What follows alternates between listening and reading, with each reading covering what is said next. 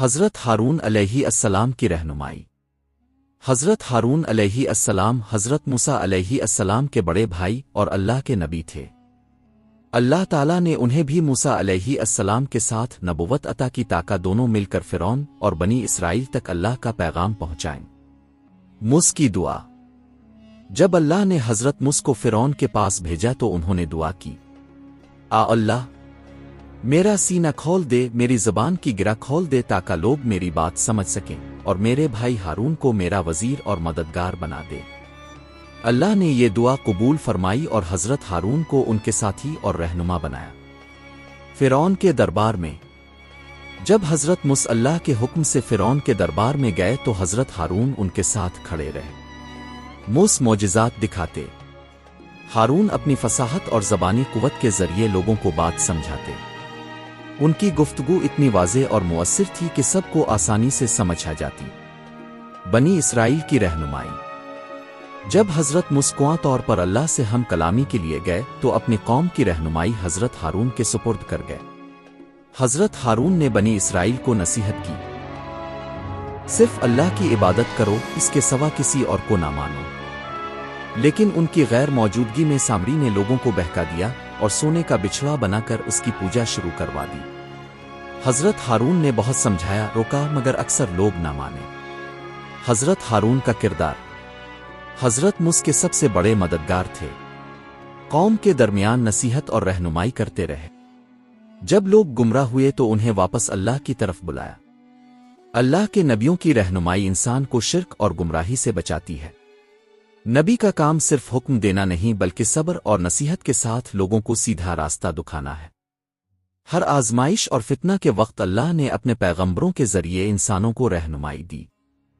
حضرت ہارون علیہ السلام کی زندگی یہ سبق دیتی ہے کہ اصل رہنما وہی ہے جو لوگوں کو صرف اللہ کے راستے پر چلائے، چاہے سوسائٹی اس کی بات مانے یا نہ مانے۔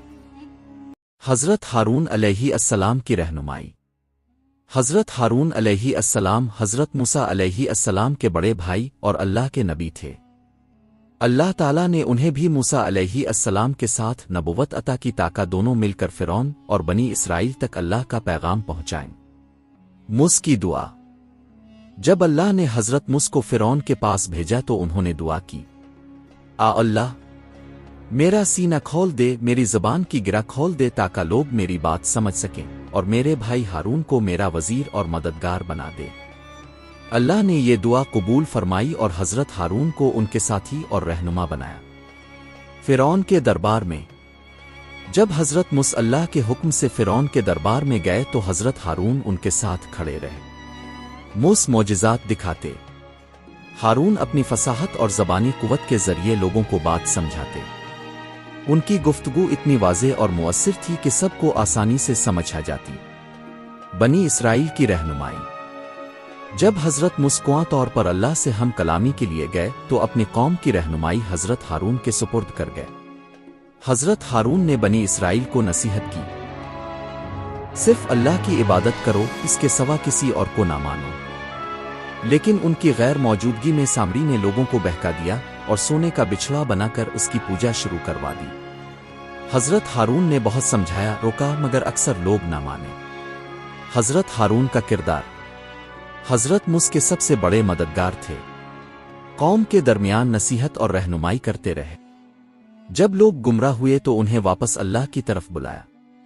اللہ کے نبیوں کی رہنمائی انسان کو شرک اور گمراہی سے بچاتی ہے۔ نبی کا کام صرف حکم دینا نہیں بلکہ صبر اور نصیحت کے ساتھ لوگوں کو سیدھا راستہ دکھانا ہے۔ ہر آزمائش اور فتنہ کے وقت اللہ نے اپنے پیغمبروں کے ذریعے انسانوں کو رہنمائی دی۔ حضرت ہارون علیہ السلام کی زندگی یہ سبق دیتی ہے کہ اصل رہنما وہی ہے جو لوگوں کو صرف اللہ کے راستے پر چلائے، چاہے سوسائٹی اس کی بات مانے یا نہ مانے۔